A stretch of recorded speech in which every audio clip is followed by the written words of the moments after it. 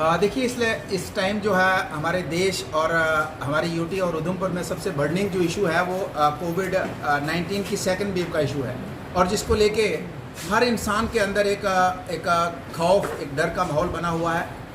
और मैं ये कहना चाहूँगा कि इस मसले में हमारा देश भर की सरकार तो फेल हुई है, लेकिन यूटी प्रशासन पूरे तरीके से विफल हुआ है। पूरे तरीके से वो अपने रिबन काटने में, अनाउंसमेंट करने में, नए कानून बदलने में, नए कानून तोड़ने में वो लगा है, लेकिन लोगों की चिंता और परवाह बिल्कुल नहीं है।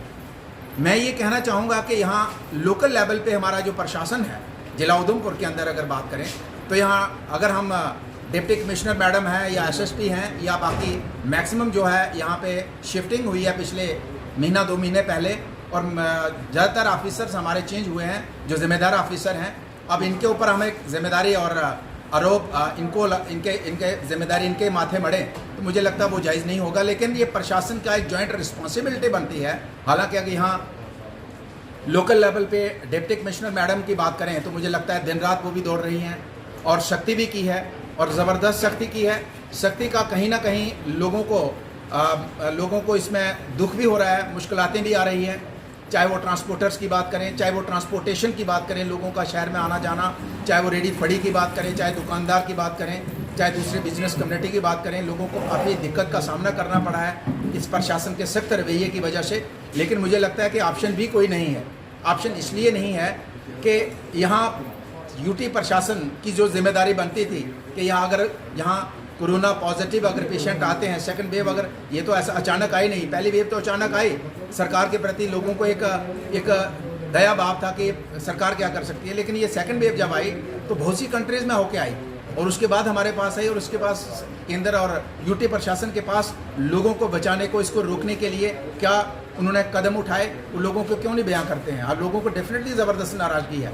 तो मैं ये कहना चाहूँगा कि यूटी प्रशासन फेलियर रहा है और लोकल एडमिनिस्ट्रेशन दिन रात काम कर रही है। हम इनको सराहना करेंगे, सपोर्ट करेंगे। प्रशासन, लोकल प्रशासन को कहेंगे कि जो हमारे लेवल पे, हमारी एनजीओ के, हमारे लोगों के लेवल पे आपको जो लगता है कि हम सपोर्ट कर सकते हैं प्रशासन की इस संक्रमण में लोगों को बचाने की, तो डेफिनेटली हम फोर्थ फ्रंट पे आगे करेंगे। लेकिन मैं ये कहना चाहूँगा जो फेलियर है उसको भी एक्सेप्ट करना है। मुझे याद है कि पिछले साल 15 अक्टूबर की बात है, एक मीडिया चैनल में मैं एक बीजेपी के बड़े नेता उधमपुर के, उनसे डिस्कशन हो रही थी। तो तब भी मैंने कहा कि यहाँ लोगों को अगर संक्रमण होता है, ऑक्सीजन की कमी होती है, तो यहाँ पे कोई ट्रीटमेंट नहीं है।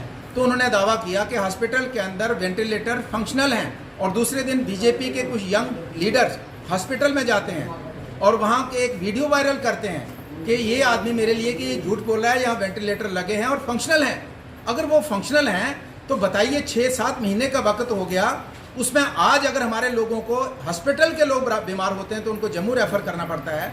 कितने लोगों को वेंटिलेटर पे रखा गया आज तक, और वेंटिलेटर फंक्शनल क्यों नहीं है? आपका ऑक्सीजन प्लांट कहाँ है? आज तक फंक्शनल क्यों नहीं है? और मुझे रिपोर्ट है कि मार्च महीने में ऑक्सीजन प्लांट को इंस्टॉल करने के लिए फंड्स आए, लेकिन यहाँ के प्रशासन ने उसको वापस कर दिया, सरकार को वापस पैसे दे दिए। ये हालात है, और इस तरीके से हमें लोगों को समझना होगा कि ये यहाँ के यूटी प्रशासन की हमारे लोगों के प्रति और बीजेपी के लीडर्स की हमारे लोगों के, हमारी जान के प्रति इतनी परवाह है कि झूठ बोलते हैं कि हॉस्पिटल में ये सुविधा है।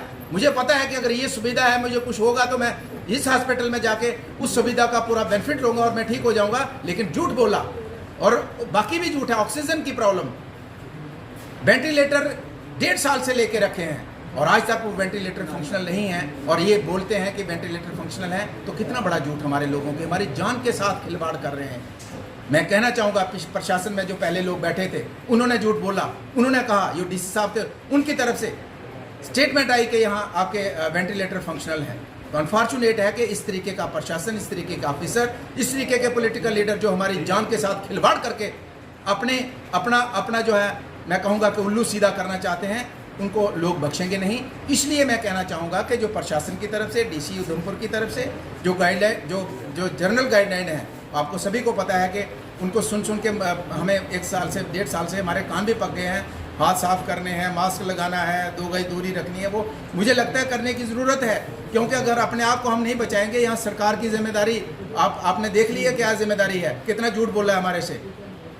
क्या फैसिलिटीज़ हैं?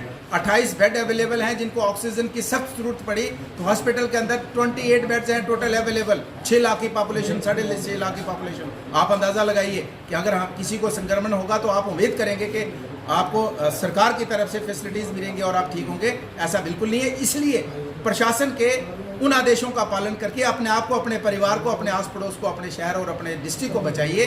इसके सिवाय हमारे पास कोई चारा नहीं है। मैं ये कहना चाहूँगा कि जो खासकर इस कोरोना संक्रमण में अपने आप को हम बचाने में असमर्थ रहे तो सरकार की तरफ से उम्मीद मत कीजिए कि सरकार हमें बचा पाएगी।